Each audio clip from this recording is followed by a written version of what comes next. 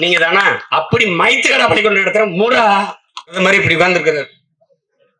இந்த பக்கம் பார்த்து நம்ம ஆளு இப்படி கும்பிடுறாரு. ஓ மயிர் கருப்பாத்தா இருக்கு, வலிச்சு விட்டுருவியா? உட்கார்ந்த இடத்துல அப்படியே பேசிட்டு படுத்துக்கிறது. பல்லாயிரக்கணக்கான மக்கள்கிட்ட நின்று தினம் பேசுற எங்களுக்கு எப்படி திமிரு இருக்கும். இந்த ஆளு கையால நீ பட்டம் வாங்கியிருக்க. ஏன்னா அவன் இவன் பேரம் பேத்தி வரும்போது நாடு நாசம் ஆகி சுடுகாடா இருக்கு. நீங்கள் பேசினாலும் சாவீர்கள், பேசாவிட்டாலும் சாவீர்கள். அதற்கு பேசிவிட்டு செத்து போங்கள் என்கிறான். இதைத்தான் நம்முடைய உணர்ச்சி பாவலர் அண்ணன் காசி ஆனந்தன் அவர்கள்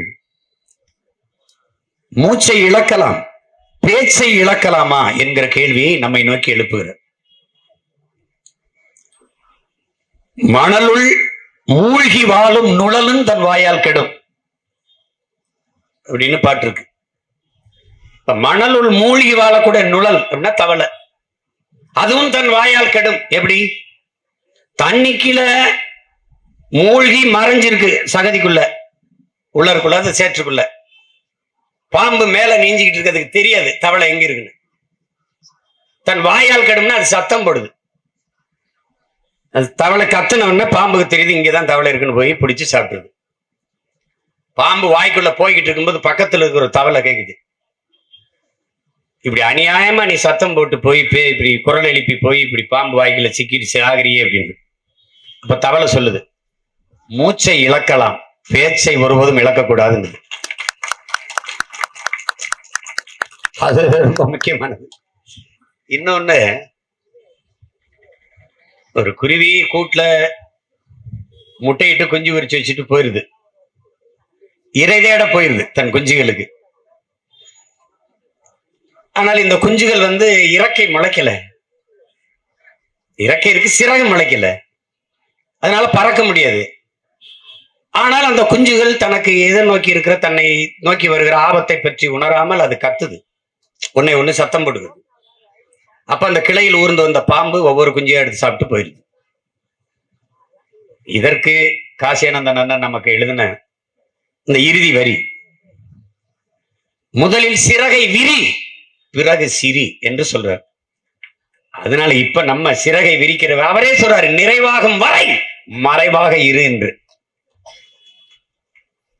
நம்ம அதை தான் செஞ்சுக்கிட்டு இருக்கோம். நம்ம நிறைவாய் கொண்டு இருக்கிறோம். ரொம்ப நாள் மறைவா இருக்க முடியாது, கடைசி வரை கொரில்லா போரை நடத்தி கொண்டு இருக்க முடியாது. அன்னைக்கு கூட திருநெல்வேலியில பேசினேன், இப்ப தினம் ஒரு செய்தியில கூட நான் போட்டிருக்கேன்.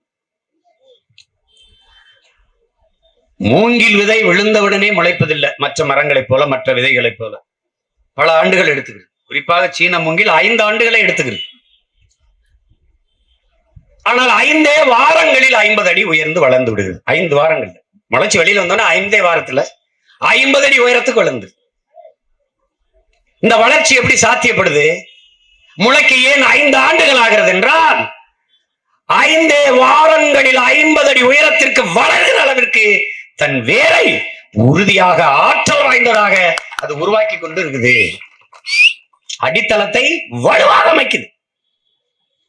அதைத்தான் தமிழர் நிலத்தின் நாம் தமிழர் கட்சி தன் அடித்தளத்தை வலுவாக அமைத்துக் கொண்டிருக்கிறது.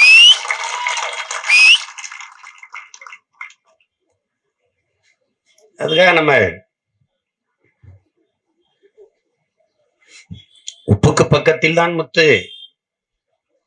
தோல்விக்கு பக்கத்தில் தான் வெற்றி, முள்ளுக்கு அருகில் தான் ரோஜா, இரவின் அருகில் தான் விடியல்.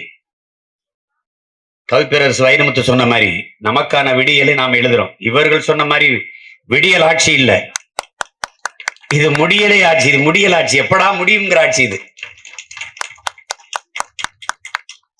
ஸ்டாலின் தான் வாராரு, விடியல் தர போறாருன்னு பாட்டை பாடிட்டு மின் கட்டணத்தை கணக்கு இல்லாம ஏற்றி விட்டுட்டாங்க.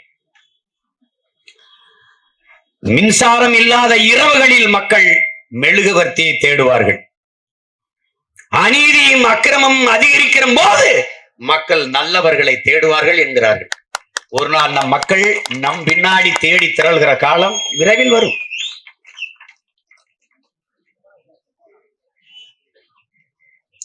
நீங்கள் அறியாத ஒன்றுமில்லை என் உடன் பிறந்தார்களே, என் உறவுகளே.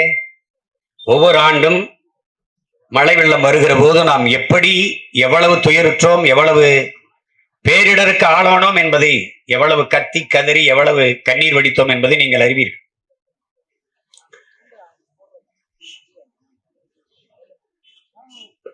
கொற்றலை ஆற்றின் வழியே, எண்ணூர் முகத்துவார் வழியே, கொற்றலை ஆற்றின் களிமுத்தின் வழியே இந்த மழை நீர்கள் எல்லாம், வெள்ள நீரெல்லாம் வழிந்து ஓடி போய் அப்படியே கடல்ல சேர்ற இடம் அதுதான்.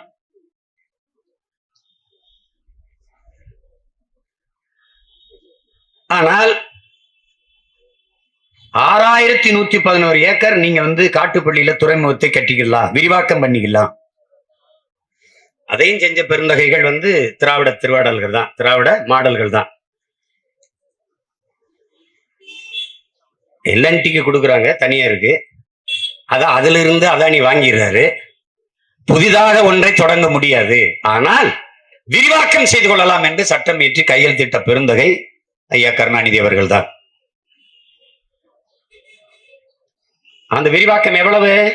6111 ஏக்கர்.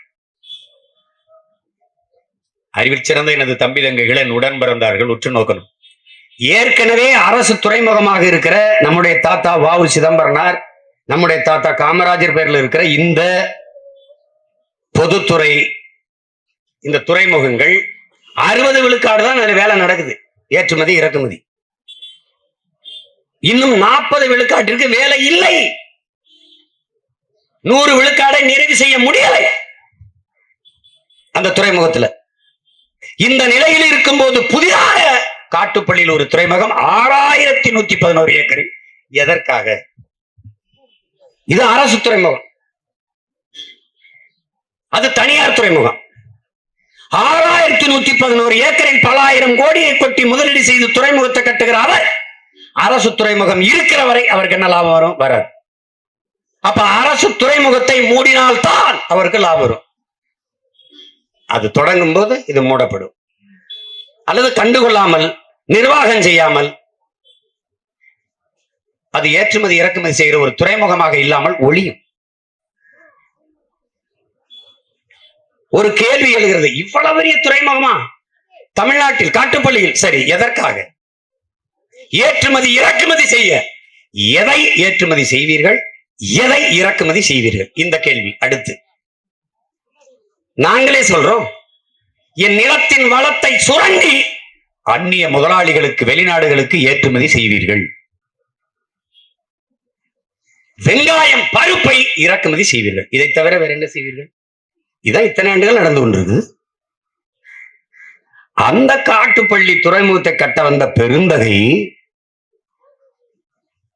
ஐயா மோடி அவர்களுடைய எஜமான் அதானி அவர்கள் கொற்றலை ஆற்று நீர் போய் எங்க அந்த களிமுகம் போய் அப்படி ஆற்றுல கடல்ல கலக்குமோ அங்க இவ்வளவு பெரிய சுவரை கட்டி நிறுத்திட்டார். ஏண்டா போய் பாருங்க, இங்கதான் குடியிருக்கிறீங்க, போய் பாருங்க. அந்த சுவரை இடிக்கிறதுக்காவது நம்ம சீக்கிரம் அதிகாரத்துக்கு வரணுங்கிறதால மனதில் வச்சுக்கொண்டு வேலை செய்யுது. ஒன்னும் செய்ய முடியாது. ஓடி முகத்துவார் வழியே, கனிமுகத்தின் வழியே தண்ணீர் கடலுக்குள் கலக்கிற வாய்ப்பு இருக்கும் போது நாம் வெள்ளத்துல மிதந்தோம், நீர் வடியல. 1 மாதத்திற்கு மேலானது நீர் வடிய. இப்படி தடுத்து வச்சுட்டு அப்படி போவோம். இப்ப இந்த படத்தை நம்ம போட்டிருக்கோம். கொற்றலையார் தொடக்கத்துல மீன் செத்து விழுது.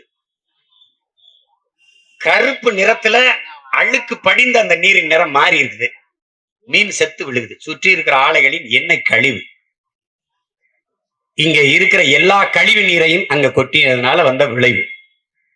மீன் என்பது மீன் அல்ல, மானுட உணவு தேவையில் 30 விழுக்காட்டு உணவை நிறை செய்வது மீன் என்பதை என் அன்பு மக்கள் மறந்துவிடக் கூடாது.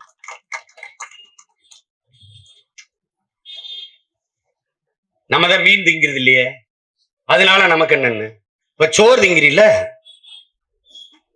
சோறு திங்கிறீல்ல, அதை நெல்லை நீயே விளைவிக்கிற, நான் தான் விளைவிக்கிறேன். நான் என் வேறு வேலை விளைந்த நெல்லைத்தான் திங்கிற.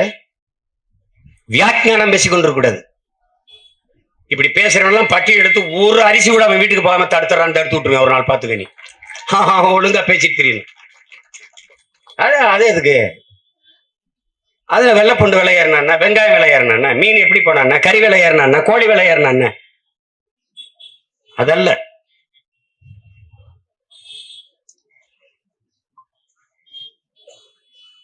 அப்படி பார்க்கவே கூடாது. வால்டேர் சொல்றார்ல, உங்கள் கருத்தில் நான் முரண்படுகிறேன், உங்கள் கருத்தை நான் ஏற்கவில்லை, எதிர்க்கிறேன். ஆனால் நீங்கள் சொல்ல வருகிற கருத்தை சுதந்திரமாக தடையின்றி சொல்வதற்கான உரிமையை என் உயிரை கொடுத்தேனும் நான் பெற்றுக் கொடுப்பேன் என்று சொல்றான். அந்த கருத்து சுதந்திரம் தான் இங்க தேவைப்படுது. எனக்கு உணவு நான் சாப்பிட மாட்டேன், ஆனால் அவன் சாப்பிடுவான். அவன் உணவின் தேவை, அவன் உரிமை. அந்த உரிமையை போராடி பெற்றுக் கொடுக்க வேண்டியது ஒவ்வொரு மனிதனின் கடமை. அதை புரிஞ்சுக்கணும். எனக்கு இல்ல, அதனால நான் வரல, அப்படி இல்ல. பெரியார்ட்ட போய் நீங்க உங்களுக்கு தான் சாமி இல்ல, கடவுள் இல்ல, கோயிலுக்கு போக மாட்டீங்க, அப்புறம் இவெல்லாம் போய் கோயில்ல சாமி கும்பிடணுங்கிறத நீங்க ஏன் போராடுறீங்க? அதுக்கு என்ன சொல்லியிருப்பாருன்னு நினைக்கிறீங்க? கடவுள் இல்லை, சாமி இல்லை என்கிறது என் உரிமை. கோயிலுக்குள்ள போய் வழிபடணும் என்பது அவன் உரிமை. இது என் உணர்வு. கடவுள் இல்லை, சாமி இல்லைங்கிறது என்னுடைய தனிப்பட்ட உணர்வு. ஆனால் கோயிலுக்குள் போய் வழிபட வேண்டும் என்பது அவன் உரிமை. அவன் உரிமையை போராடி பெற்றுக் கொடுக்க வேண்டியது ஒவ்வொரு மனிதனின் கடமை. அதான் நம்ம செய்யணும். நான் சாமி கும்பிடலுங்கிறதுக்காக வழிபாட்டு தலத்தை இடிக்க நான் பார்த்து கொண்டு இருக்க முடியுமா? அது எப்படி? அது மாதிரிதான் இது. நான் போய் கொட்டலை ஆட்டுல மீன் பிடிக்கல, அவன் பிடிச்ச அண்ணன் பிடிக்கல, அண்ணன் அப்படி படுத்துக்கிற முடியுமா என்ன? நான் பிடிக்கல, என் அண்ணன் பிடிக்கிறான். நான் பிடிக்கல, என் தம்பி பிடிக்கிறான். நான் பிடிக்கல, எங்க அப்பா பெரியப்பா பிடிக்கிறாங்க. அவ்வளவுதானே. இவனும் பேசுறது இல்லையா? எதுக்கு இப்படி மீன் இவ்வளவு செத்து கிடக்கு? பேச மாட்டான். இவன் மனிதன் செத்ததையும் மறந்து கடந்து போறானே. இப்ப கேட்கிறாரு பாருங்க, பள்ளிக்கூடத்துல யாராவது பிள்ளைகள் தற்கொலை பண்ணிட்டா அல்லது கற்பழித்து கொலை செஞ்சுட்டா அது செய்தி ஆக்கிறாதீங்கன்னு அரசு உத்தரவு போடுது. எப்படிப்பட்ட அரசு? எப்படிப்பட்ட அரசு? இப்ப எங்க அண்ணன் சொல்ற, கோயம்புத்தூர்ல என் தம்பி களஞ்சியமும் அண்ணன் சொல்றாங்க, ஜிஆர்டியா தம்பி, ஜிஆர்டின்னு பள்ளிக்கூடத்துல பிள்ளைகளை சேர்க்க வரும்போது பெற்றோர்கள்ட்ட கையெழுத்து ஒரு படிவத்துல, பள்ளிக்கூடத்திற்குள் வளாகத்திற்குள் உங்கள் பிள்ளைக்கு ஏதாவது நேர்ந்து உயிரிழந்து விட்டாலோ அல்லது வன்புணர்வு செய்து கொலை செய்யப்பட்டு ஏதாவது ஆயிடுச்சுனால் பள்ளிக்கூட நிர்வாகம் பொறுப்பேற்காது, பெற்றோர்கள் தான் பொறுப்பேற்கணும். எப்படி இருக்கு? எப்படிப்பட்ட பள்ளிக்கூடம்? எப்படிப்பட்ட பள்ளிக்கூடம்? உரிமம் ரத்து செய்யப்படும் தமிழ்நாடு அரசு சொல்லுமா? இப்படிலாம் பண்ணினா உரிமம் ரத்து செய்யப்படும். பொறுப்பை ஏற்காதா? எப்படி? குடிநீர் வராது, மின் தொடர்பு வராது, உனக்கு இது எதுவுமே வராது. ஐயோ எனக்கு மின்சாரம் வரல, தண்ணீர் வரல, அரசு பொறுப்பேற்காது. அவ்வளவுதானே. என்னடா எப்படி? கால கொடுமை. இங்க முதல்ல பேசிய நம்ம தம்பி சுற்றுச்சூழல் பாசர் தம்பி கூட பேசினா பாருங்க, என் தங்கச்சி இளவஞ்சி கூட பேசினாங்க பாருங்க. கெயில் எரிவாயு கேரளாவிலிருந்து கர்நாடகா கொண்டு வராங்க. கேரளாவிலிருந்து கர்நாடகாவுக்கு, கேரளாவிலிருந்து தமிழ்நாட்டுக்கு வரும்போது தேசிய நெடுஞ்சாலையில் பாதை உள்ள குழாய் அமைச்சு கொண்டு வராங்க.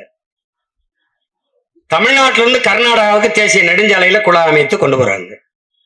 ஆனால் தமிழ்நாட்டுக்கு உள் நஞ்சை நிலங்களின் நெஞ்சை இரண்டாக பிளந்து கொண்டு வராங்க. நிலத்துக்குள்ள கையெழுத்து போட்டு அனுமதி கொடுத்த பெருந்தகை யார் தெரியுமா? திராவிட மாடலின் பிதாமகன் ஐயா கருணாநிதி அவர்கள் தான்.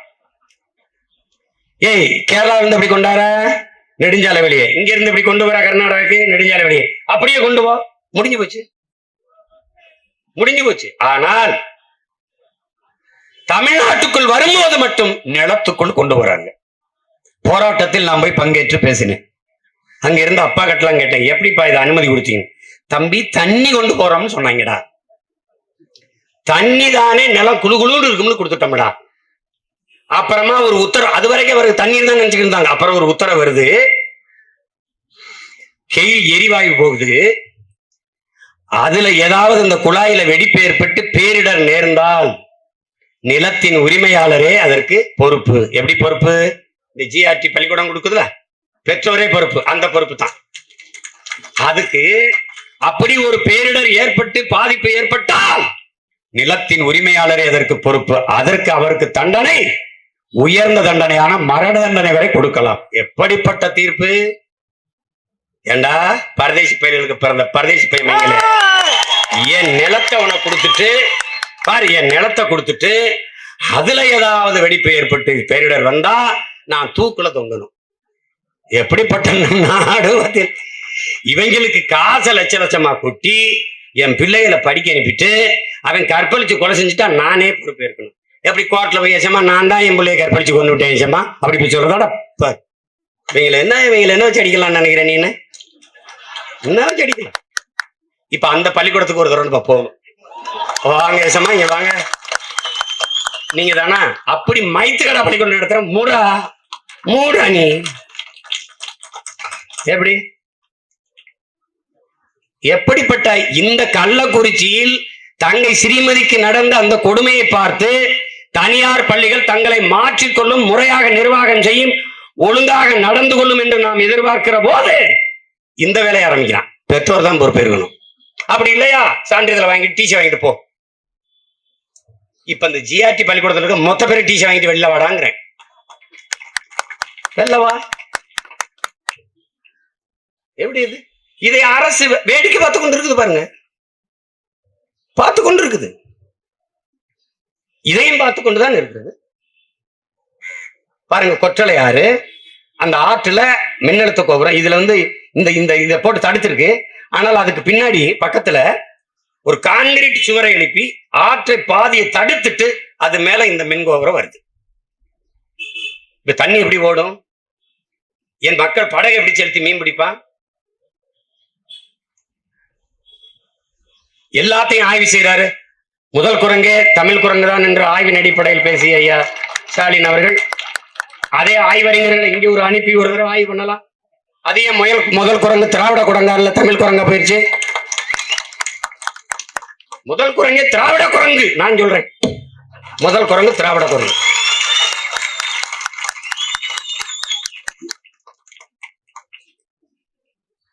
ஏன்?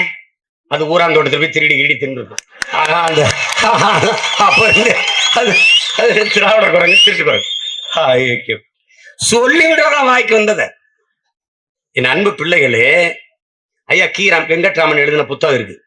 அதுல மார்க்சின் நண்பர் ஏங்கல்ஸ் அவர் பதிவு செய்யறாரு. என்ன செய்றாரு பாருங்க ஐயா, அதை அழகா எழுதியிருக்காரு தமிழ் படுத்தி. அவர்கள் பரிணாம வளர்ச்சி என்கிறார்கள், நாம் படிநிலை மலர்ச்சி என்கிறோம். படிநிலை மலர்ச்சி என்கிறோம். இங்க பாருங்க, எல்லா விலங்குகளுக்கும் குரல் வளை இருக்குது.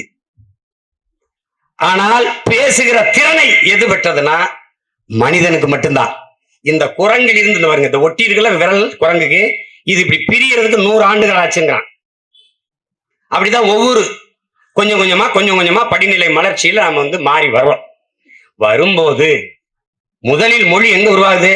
எப்படி வருது பாருங்க. இந்த குரல் வளை குரங்கிலிருந்து மனிதன் கொஞ்சம் கொஞ்சமாக படிநிலை மலர்ச்சி ஏற்பட்டு வரும்போது இந்த குரல் வளை பேசுகிற திறனை பெற்றது என்பது மானுடகல வரலாற்றில் மாபெரும் புரட்சி. அது ஒரு படிநிலை பாய்ச்சல் என்று ஏங்கல்ஸ் பதிவு செய்கிறார். அதை நம்ம ஐயா வி வெங்கட்ராமன் தெளிவாக எழுதியிருக்கார். எந்த உயிரினங்களுக்கும் இல்லாத ஒன்று பேசும் ஆற்றலை குரங்கில் இருந்த மனிதன் மாறி வருகிற போது இந்த மானுடன் பெற்றான் என்பது மிகப்பெரிய புரட்சி. அது ஒரு படிநிலை பாய்ச்சல் என்று சொல்ல தபக்கு வந்துட்டான்டா, படக்கு நடந்துச்சா, ஒரே நொடியில மாறிச்சா. அதனாலதான் அது புரட்சிங்கிறது, படிநிலை பாய்ச்சல்ங்கிறது. முதலில் மார்க்ஸ் என்ன சொல்றார்? முதலில் மொழி என்பது உழைப்பில் இருந்து தொடங்குது. நான் இங்க உழைக்கிறேன், அங்க ஒருத்தன், அங்க ஒருத்தன், அங்க ஒருத்தன்,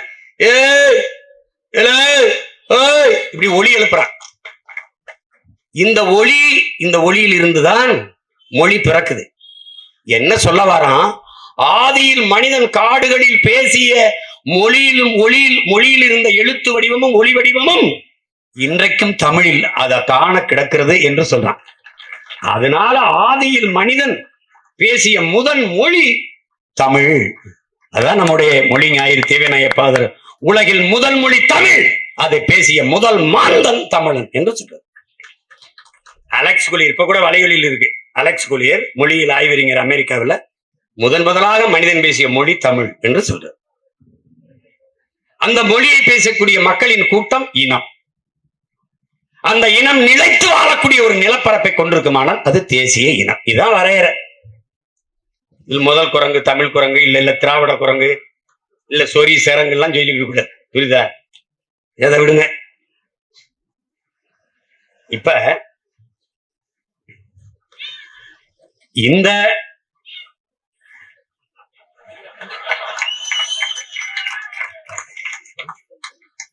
இதை ஆய்வு செய்து நம்முடைய பெருமதிப்பிற்குரிய பெருந்தகை நீர்வளத்துறை அமைச்சர் ஐயா துரைமுருகன் அவர்களுக்கு உங்கள் மீது நாங்கள் தனி இயக்கம் கண்டு நாம் தமிழர் பிள்ளைகள் பயணித்துக் கொண்டிருந்தாலும் உங்கள் மேல ஐயா டிஆர் பாலு மேல, அண்ணன் திருச்சி சிவா மேல, அண்ணன் ஆர் ஆசா மேல, உங்க மேல நாங்க எவ்வளவு பேரன்பு வைத்திருக்கோம்னு உங்களுக்கு தெரியும், மதிப்பு வைத்திருக்கோம்னு தெரியும். நீங்களே எங்களை விமர்சிச்சாலும் நாங்க பதில் வார்த்தையோ மறுவார்த்தையோ பேசுறது இல்லை. ஏன்னா அது எங்க வேலையும் இல்லை. எங்களை எதிர்ப்பவர்கள் எல்லாம் எங்கள் எதிரிகள் இல்லை. நாங்கள் யாரை எதிர்க்கிறோமோ அவன் தான் எங்க எதிரி. எங்களுக்கு எதிரிகள் இனிமே பிறந்து ஒருத்தன் வரப்போறது இல்லை. பிறந்துட்டான், நாங்க தீர்மானிச்சிட்டோம். மத்தியில யாரு? இந்திய ஒன்றியத்துக்காரு, இங்கே யாரு? இனிமே புதுசா எதிரியை கண்டுபிடிச்சு நாங்க செஞ்சு விளையாடுற பொம்மை விளையாட்டு அதெல்லாம் இல்ல. இது போராட்டக்களம். அதனால ஐயா பார்வையிடணும். உங்கள் துறை சார்ந்த அதிகாரிகளை அனுப்பி இது என்ன கொடுமை நிகழ்ந்திருக்குன்னு மட்டும் பாரு. உங்களால உயர் மின்கோபுரம் அமைப்பதை நிறுத்த முடியாது. ஏன்னா நீங்க ஒப்பந்தம் போட்டீங்க, பணம் பெற்றுட்டீங்க. ஆனால் கொச்சலை ஆறு என்கிற இயற்கை பெருநதி பாதிக்கப்படாம மாற்று இடத்துல கொண்டு போங்க. பின்னாடி வருகிற உங்க பிள்ளைகள் அதை வைக்கிறமா தூக்கி வீசுறமாங்கிறது அது அப்புறம். இப்போதைக்கு உங்களால் மாற்று பாதையில் அதை கொண்டு செல்ல முடியும். நீங்க 17 ஏக்கர் அலையாத்தி காடுகள் உட்பட 40 ஏக்கர்ல இருக்கிற சதுப்பு நில ஏரி எல்லாத்தையும் நீங்கள் ஆக்கிரமிச்சு இந்த டிரான்ஸ்கோ நிறுவனம், தமிழ்நாடு மின் தொடரமைப்பு கழகம், இந்த நிறுவனம் ஆக்கிரமிச்சு கட்டுது. கடலோர ஒழுங்குமுறை மண்டல அது வகுத்திருக்கிற விதியை மீறி கட்டுது. அதை எப்படி ஏற்கிறது? நீங்க பாதுகாப்பான இடத்துல வாழ்றோம்னு நினைச்சிட்டு இருக்கிறீங்க. ஆனால் பாதிப்பு எல்லாருக்கும் தான். இவர்கள் எல்லாரும் நினைத்துக் கொண்டிருக்கிறார்கள், உடன் பிறந்தார்களே, தன் வீட்டு கூரை எரியாதவரை இவர்கள் யாரும் தண்ணி எடுத்துக் கொண்டு வர தயாராக இல்லை. அந்த வீட்டுல தீயாமனு கதவை சாத்திட்டு படுக்கிறான். காலையில் எழுந்திருக்க போவது இல்லை. நீ விழுவது உன் சாம்பலாகத்தான் இருக்கும். நீ அந்த வீடு எரியுதுன்னு நினைக்காத. எச்சரிக்கை, விழிப்புணர்வு அவசியம். அது ரொம்ப முக்கியம். அதை என் பெற்றோர்களுக்கு, என் தாத்தா பாட்டிக்கு, என் மாமன் மைத்துனருக்கு இதை பேசி பயனில்லை என்று எங்களுக்கு தெரியும். ஆனால் கொளுத்தும் வெயிலையும் பொருள்படுத்தாது நிற்கிற என் உடன் பிறந்தார்களுக்கு, எங்களுக்கு உடன் பிறந்த என் தம்பி தங்கைகளுக்கு இதை கடத்த வேண்டிய தேவை இருக்கிறது. ஏன்னால் இது அவனுடைய வாழ்விடம். எங்களுக்கு பின்னாடி வரக்கூடிய எங்கள் தலைமுறை தம்பி தங்கைகளின், அடுத்த தலைமுறை தம்பி தங்கைகளின் வாழ்விடம். அவனுக்கு என்ன விட்டுட்டு போறதுன்னா இதையா விட்டு போறது? இதையா இங்கே அவன் வாழ்றது விட்டுட்டு போறது? எங்களை புதைச்ச இடத்தில் தேடி செருப்பு விளக்கமாறெல்லாம் அடிப்பான். அப்ப என்ன புடிங்கிட்டா இருந்தா இதெல்லாம் பண்ணிட்டு இருக்கும் போதுன்னு கேட்பான். அதுக்காக இந்த வேலை, அதுக்காக இந்த ஆர்ப்பாட்டம், இந்த போராட்டம். இதெல்லாம் விட்டுற வேண்டியது. எதை பத்தியும் கவலை கிடையாது. தம்பி பள்ளி கல்வித்துறை அமைச்சர் தம்பி மகேஷ் பொய்யாமொழி சொல்றாரு, ஆயிரக்கணக்கான அரசு பள்ளிக்கூடங்கள் இடிந்து வருகிற நிலையில் இருக்குதுங்கிறது. இப்ப அரசு என்ன செய்யணும்? அந்த பள்ளிக்கூடங்களை பல நூறு கோடிகளை ஒதுக்கி, பல கோடிகளை ஒதுக்கி சீரமைக்கணும். பிள்ளைகள் படிக்கிற இடங்கள். அதுக்கு எப்படி அறிவிப்பு வருது தெரியுமில்ல? அந்த பகுதியில் இருக்கிற தொழிலதிபர்கள் அல்ல பெரும் முதலாளிகளிடத்தில் நீங்கள் பணத்தை வேண்டி அதை பிச்சை எடுத்து நீங்க அதை சீரமைத்துக் கொள்ளுங்கள். எப்படிப்பட்ட நிர்வாகம் பத்தியில்? இதுதான் திராவிட மாடல் ஆட்சி. ஆனா நாங்க 39 கோடிக்கு சமாதி கட்டுவோம், 80 கோடிக்கு கடலுக்குள்ள பேனா வைப்போம். அப்ப நம்ம கோவம் மாறாதா? இந்த கட்சியின் நிறுவன தலைவர் எங்க அண்ணன் சொன்ன மாதிரி, ஐயா பெரியார் கடைசி வரை தடி வச்சிருந்தார். ஐயா பெரியாருடைய தடியை நடுக்கடலுக்குள்ள வைப்போம், 500 அடியில கூட வைப்போம்.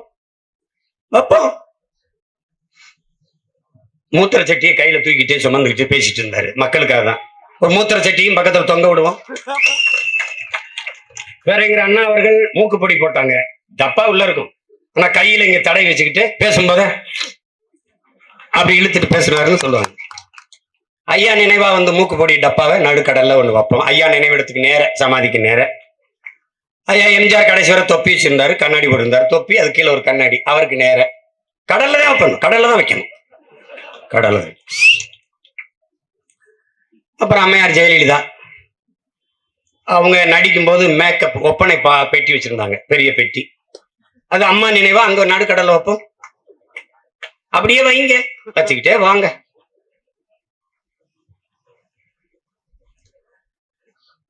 அரசேந்திர சோழனுக்கும் அவன் அப்ப அருண்மொழி சோழனுக்கும் நினைவிட எங்க இருக்கு? அது என்னவா இருக்கு? இந்த மண்ணின் மக்களின் மானம் கப்பல் ஏறிடக்கூடாது என்பதற்காக சொந்த சொத்தை வித்துட்டு கப்பல் ஓட்டி என் தாத்தா வாவு சிதம்பரனாருக்கு நினைவிட எங்க இருக்கு? சிலை எங்க இருக்கு? எங்க இருக்கு? கடற்கரையில சிலை.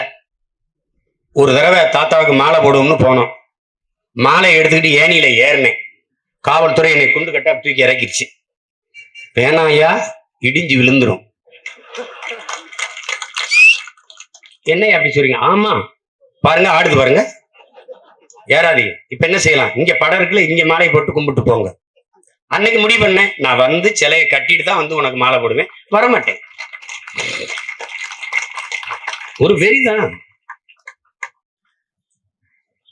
ராஜேந்திர சோழன் இருக்காங்க, அரசேந்திர சோழன் நம்ம பாட்டேன். இவங்களுக்கு என்ன பிரச்சனை? ராஜேந்திரன்ங்கிறது ஏன் பேர மாத்துறாரு, ராஜராஜன்ங்கிறது ஏன் பேர மாத்துறாரு? பைத்தியக்கார பையில, அது சமஸ்கிருத சொல்.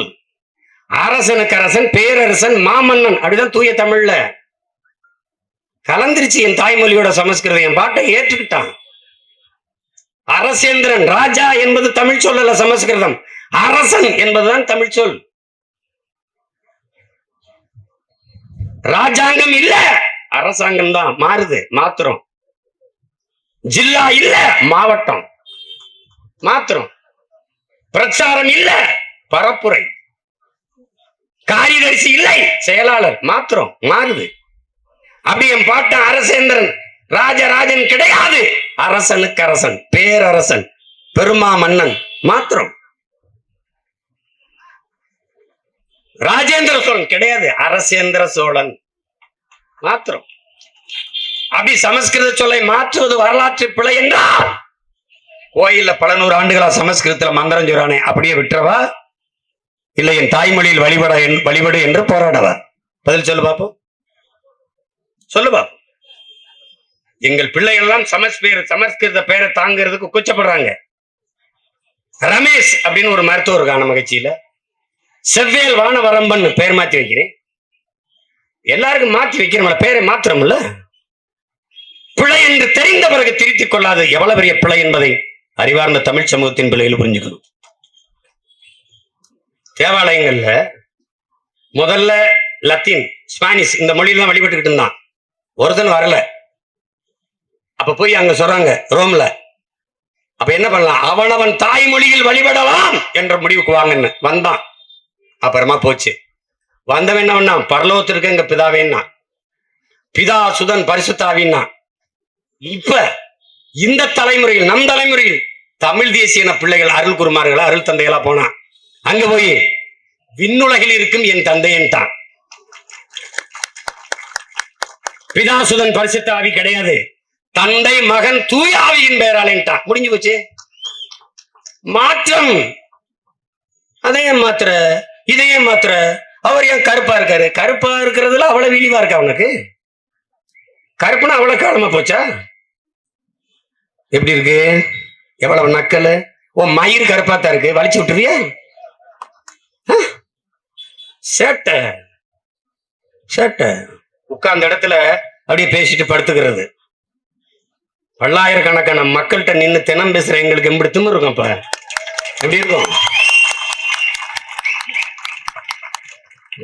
தேவையில்லாத பேச்சுகள், எங்கேயாவது பேசுறது, தன்னை அடையாளப்படுத்தி பேசி நாங்கெல்லாம் பெரிய அறிஞர்கள்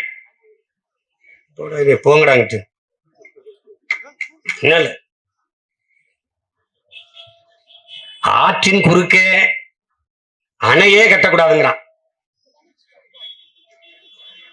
நம்ம பாட்டன் கரிகால் பெருவளச்சோழன் கட்டியது அணை இல்ல, தடுப்பணை. தடுப்பணை வேற, அணை வேற. அங்கேயே மொத்த நீரையும் தடுத்து நிறுத்தி விடுகிற ஒரு கொடுந்துயரம். தடுக்க கூடாது, இயற்கைக்கு மாறானது. அணையே கட்டக்கூடாது நாங்க போராடிட்டு இருக்கோம். நீ ஆத்தின் குறுக்கே பெரிய கான்கிரீட் மதில் சுவரை எழுப்பி அது மேல மின்கோபுரத்தை ஏத்தினா கண்ணீர் வருது. பாதி யார மூடிட்டான். இந்த பக்கம் ஒரு கோபுரத்தை வச்சான்னு வச்சுக்கிறோங்க, மீதி யாரும் மூடிடுவான், முடிஞ்சு. அதனாலதான் இது இந்த கோபுரத்தை அமைக்க கூடாது என்று நாம் சொல்றோம். என் தம்பியை சொல்றாங்க, அண்ணன் நம்ம பேசிட்டு போனா ராவோட ராவா எல்லா கட்டுமானத்துக்கான பொருள்கள் எல்லாம் வந்து இறக்குறாங்கன்னு. நீ அதே ராவா ராவா எடுத்துக்கொண்டு இரும்பு கடையில போட்டு பேரிச்சம்பளம் இருச்சம்பளம் வாங்கி தின்று. அவன் அடிச்சா நீ அடி, வழக்கு தானே போ. சொத்தை மட்டும் வித்துட்டு செலவு பண்ணுவான், என்ன ஆனாலும் பார்ப்போம். ஒன்னும் செய்ய முடியாது, ஒண்ணும் பண்ண முடியாது. நம்ம நிலம், இதை நம்ம பாதுகாத்து வைக்கணும். ஒரு பூமி தான் இருக்கு, அதுல இந்த பூமியை இந்த தலைமுறை மக்களே வாழ்ந்து தீர்த்து விட்டு போகலாம்னு நினைக்கிறாங்க. அது பெரிய துயரம். பணம் இருந்தால் வாழ்ந்து விடலாம் என்ற பைத்தியக்கார கூட்டம் பெரிதும் கூடிவிட்டது. அதிலிருந்து நாம தப்பிக்கணும். அதனால என் அன்பிற்குரியவர்கள், என் அருமை உடன் பிறந்தார்கள், இது ஒரு தொடக்கம்தான். அது இங்கே எண்ணூர்ல பேசணும் அப்படின்னு இல்லை, எந்த இடத்துலயும் நம்ம இதை பேசிக்கொண்டுதான் இருக்கோம். இப்ப அடுத்து என்ன போராடுறது? இப்ப 14ஆம் தேதி போராட்டம் இருக்கு. என்னடா போராட்டம்? குடிவாரி கணக்கெடுப்பு, சாதி வாரி கணக்கெடுப்பு எடுக்கிறியா இல்லையா? அதான் இப்ப கேள்வி. பீகார்ல எடுக்கிறான்ல, நீ எடு. இல்லை சமூக நீதி பேசுறதை விடு. ரெண்டுல ஏதாவது ஒண்ணு செய்.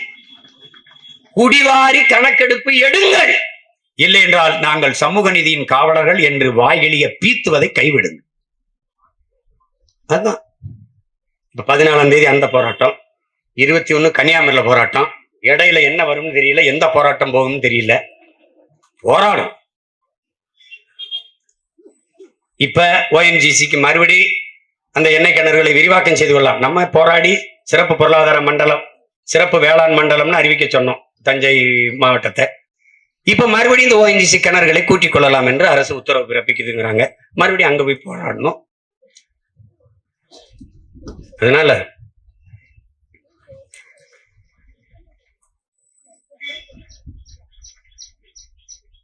நம்ம போராடுறதுக்காக வாழல, நம்ம வாழ்றதுக்காக போராட வேண்டிய அவசியத்துக்கு தள்ளப்பட்டோம். அதை கவனத்தில் வச்சுட்டு செய்யணும். இது ஒரு அடையாள போராட்டம் தான். அரசு இதை கவனத்தில் எடுக்கணுங்கிறது நம்மளுடைய கோரிக்கை.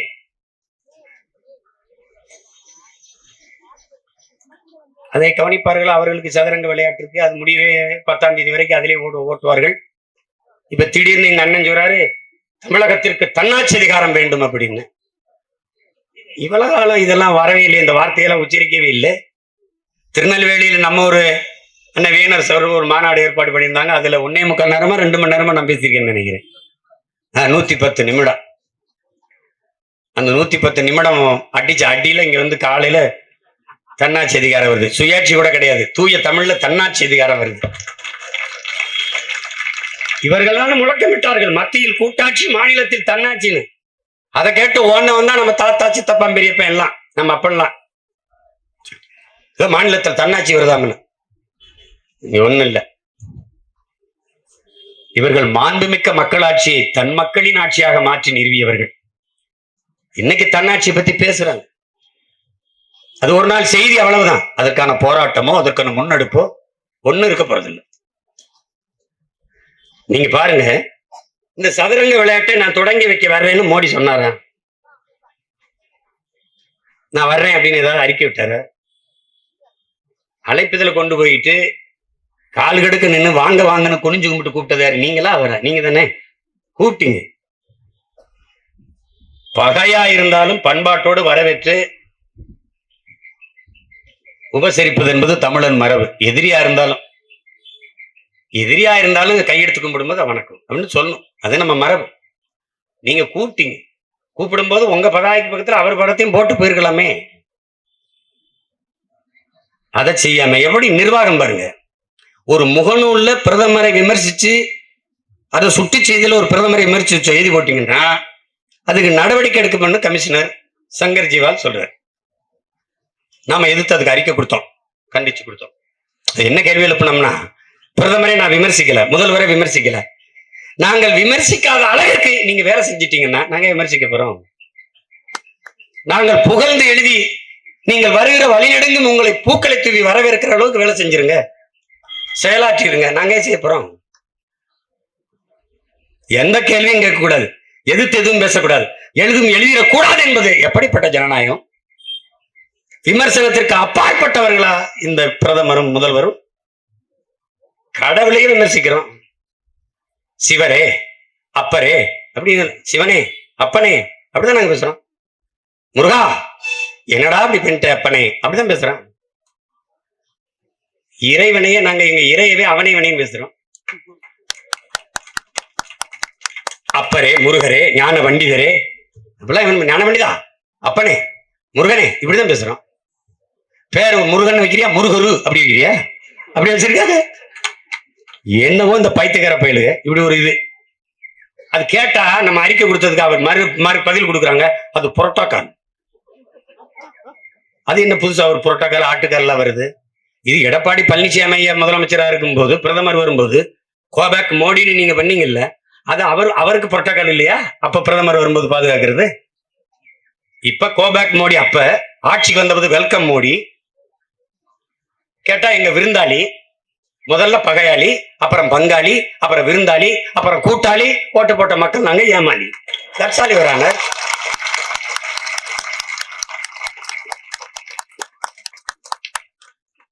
பிரதமர் இப்படி உட்கார்ந்துருக்கிறார், இந்த பக்கம் பார்த்து நம்ம ஆளு இப்படி கும்பிடுறாரு. அவர் எவரையும் மதிக்கிறதுல ஏற்று பாக்குறது இல்ல. அது குடியரசுத் தலைவரா இருந்தானா அவன் எவனா இருந்தாங்க, எவரையும் பாக்குறது இல்ல. கேமராவை மறைச்சா கவனிப்பாரு.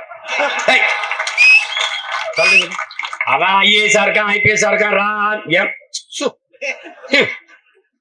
கேமரா இங்க இருக்கு, என்ன குறுக்க வந்து நின்று போ, அதோட வேலையிட்டே போயிட்டான். கும்பிடுறாரு, கீழே ஒருத்தன் போடுறான் மீன்ஸ் கருத்துப்படம். என்னது அதுக்கு மேல குனிய சுயமரியாதை தடுக்குதா? இல்லையா, முடியலையா குனிய முடிய, அவ்வளவுதான். எங்க சுயமரியாதை இருக்கு, அவ்வளவுதான். பட்டமளிப்பு விழாவில் போயிட்டு நம்ம ஐயா பொன்முடி அவர்கள், உயர்கல்வித்துறை அமைச்சர், தமிழக மாணவர்களுடைய கல்வித்தரத்தை உயர்த்துவதற்கு கல்விக்கு தயவு கூர்ந்து கெஞ்சி கேட்கிறோம், மிக பணிவுடன் கேட்கிறோம், குனிவுடன் கேட்கிறோம், நீங்கள் எப்படியாவது உதவி செய்ய வேண்டும். இதான் மதவாதத்துக்கு எதிரான திராவிடம். இவர் எதிர்கட்சி தலைவராக இருக்கும்போது இதே ஐயா மோடியை பாசிஸ்ட் என்று பேசுனது இருக்கு. பாசிஸ்ட். அந்த பாசிஸ்ட் இல்லாமல் இவர்களுக்கு எதுவும் கிடையாது. சில இருக்கணுமா அவர் வரணும், நலத்திட்டம் போடணுமா அவர் வரணும், எல்லாத்துக்கும் அவர் வரணும்.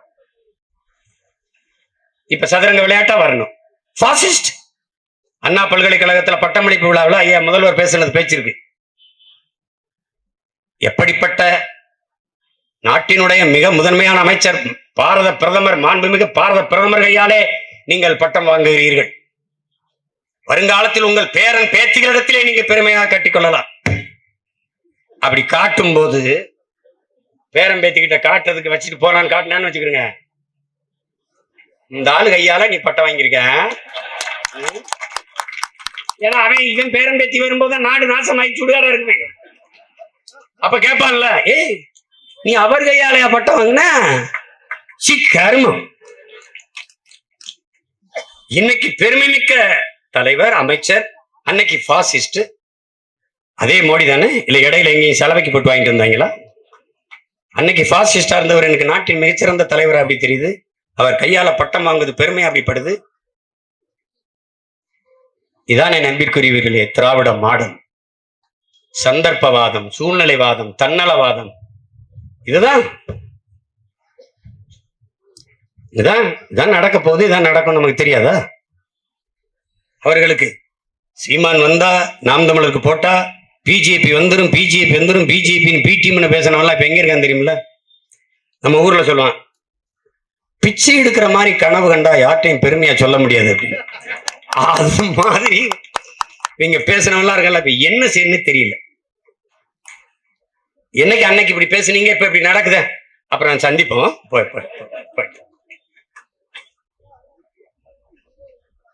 திராவிட முன்னேற்ற கழகத்தினுடைய தலைவர்களை அல்லது மாண்புமிகு முதல்வர் அவர்களை, துறை சார்ந்த அமைச்சர்களை, நாட்டின் பாரத பிரதமர், இந்திய ஒன்றியத்தின் பிரதம அமைச்சர் ஐயா மோடி அவர்களை ஒரே ஒரு முறை இப்போது ஊடகத்தை சந்திக்க சொல்லுது.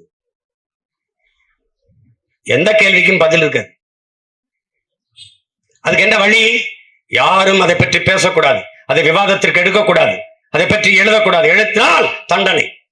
இதுதான் ஜனநாயகம். இந்த ஜனநாயகத்தை காப்பாற்றத்தான் இவர்கள் இவ்வளவு போராடி கொண்டிருக்கிறார்கள். நாம் அவருக்கு வாக்கு செலுத்தி கொண்டிருக்கிறோம்.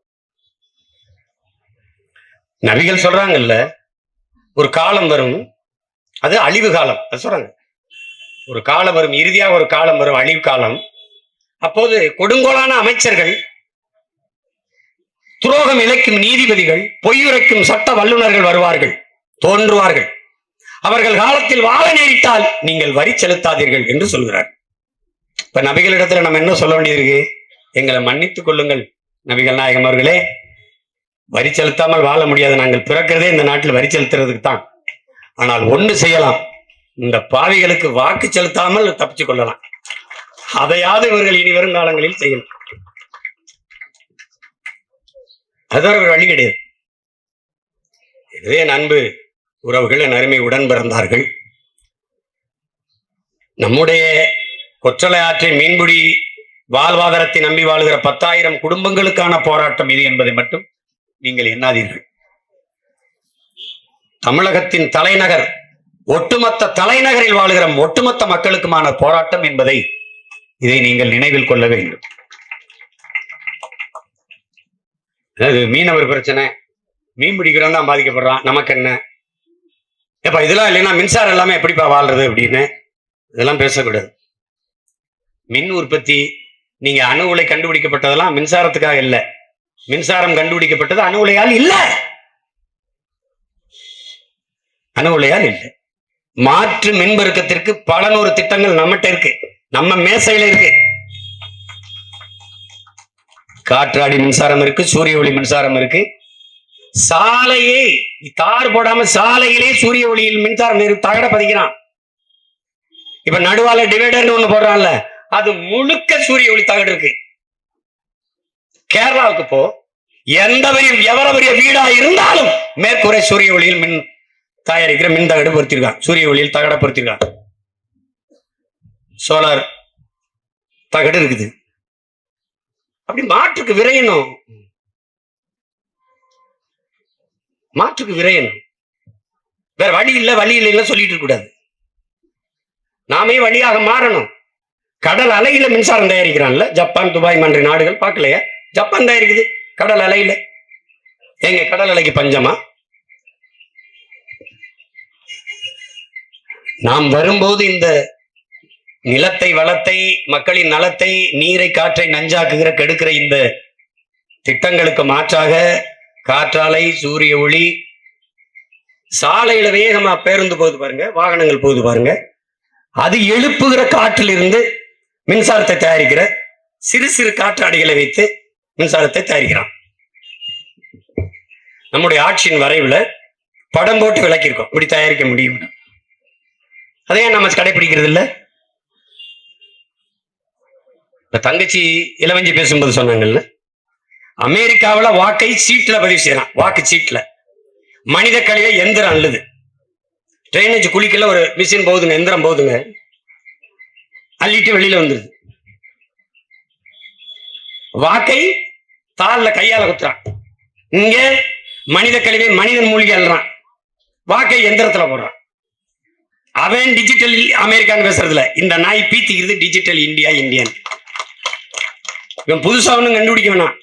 ஜப்பான்ல இருந்து மைக்ரோ எலக்ட்ரானிக் சிப்புங்கிற நிறுவனம் அது தயாரிச்சு கொடுக்கறது இந்தியன் எலக்ட்ரானிக் கார்பரேஷன் சேர்ந்துதான் இந்த வாக்கு எந்திரத்தை தயாரிக்கிறான்.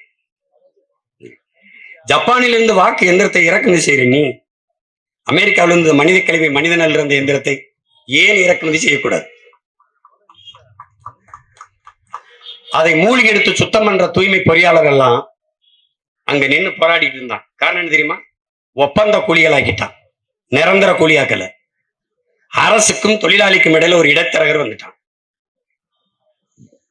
இந்த இடைத்தரகருக்கு அரசு காசு கொடுத்துரும். இவன் பார்த்து இவன் கமிஷன் போக தொழிலாளருக்கு காசு கொடுப்பான். மக்கள் காசு அவன் காசை எடுத்து அவன் உழைப்புக்கு நீ கொடுக்கறதுக்கு இடையில ஒரு தரகர் ஒரு புரோக்கர் இருக்கு. அவன் எதுவும் கேட்கல, ஊதிய உயர்வு கூட கேட்கல, பணி நிரந்தரம் கொடுங்கிறான்.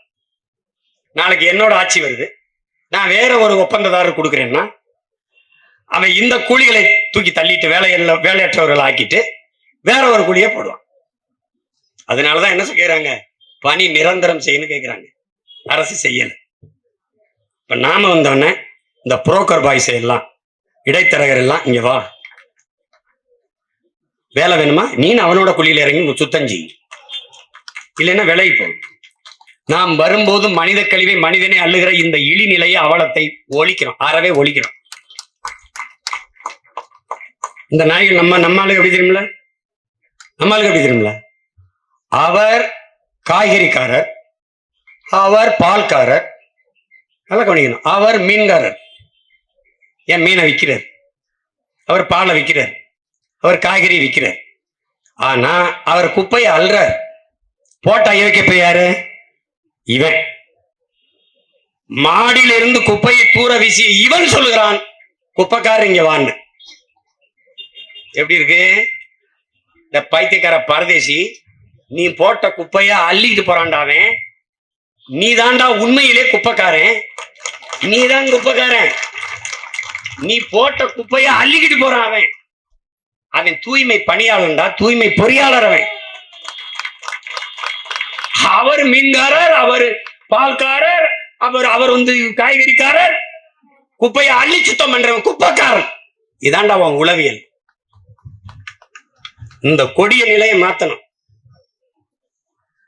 எப்படி கொடுமை, காலையில எந்திரிக்க முடியல, சாய்பாபா வச்சுக்கிட்டு பாட்டு பாடிக்கிட்டு காசு கேட்டு வருவான்ல, அது மாதிரியே குப்பையில் நம் சென்னை வந்து குப்பைன்னு. நான்லாம் உண்மையிலேயே ரொம்ப நாள் இந்த வண்டி வரும்போது அந்த சாய்பாபா வச்சு காசு கேட்டு வருவாங்க, அவங்க தான் நினைச்சேன். கிடைச்ச ரொம்ப நேரமா என் வீட்டு வாசல் இந்த பாட்டு கட்டணும்னு என்னமான்னு கேட்டேன். குப்பைக்காரன், குப்பை வண்டியா, என்னமோ ஒரு பாட்டு கவர்மெண்ட் போட்டிருக்குங்க, அருமையான பாட்டு. கொடுமை.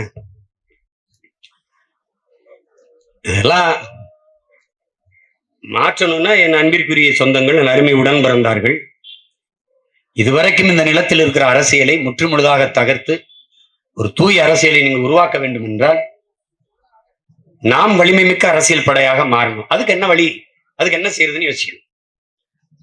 நல்ல மக்களின் பிரச்சனைகளை அரசும் அதிகாரமும் கையில் எடுக்காத போது மக்கள் அதிகாரத்தை கையில் எடுப்பதை தவிர வழி இல்லை. இதுதான் இருக்கிற கடைசி நிலை. அந்த நிலைக்கு நாம் தள்ளப்பட்டிருக்கிறோம். போராடுவோம், போராடுவோம், போராடிக்கொண்டே இருப்போம். நாம் மக்களின் குறை கேட்க வந்தவர்கள் அல்ல, குறை தீர்க்க வந்தவர்கள். நமக்கான அதிகாரத்தை கைப்பற்றி நம் மக்களின் குறைகளை தீர்ப்போம். அதுக்கு 2 வாய்ப்பு இருக்கு. ஒன்னு 24 தேர்தல், 26 தேர்தல். அந்த புரட்சிகர போர்க்களத்திற்கு நாம் ஒவ்வொரு நொடியும் தயாராக இருப்போம். இந்த நம்முடைய கொற்றலை பரம்பரையாக நாம் இயற்கை தந்திருக்கிற பெருங்கொடையாக இருக்கிற கொற்றலை ஆற்றின் குறுக்கே உயர் மின்கோபுரம் அமைப்பதை தடுக்க தொடர்ந்து போராடுவோம். இல்லை என்றால் அதிகாரத்தை கைப்பற்றி முற்றுமுழுதாக அதை மூடுவோம்.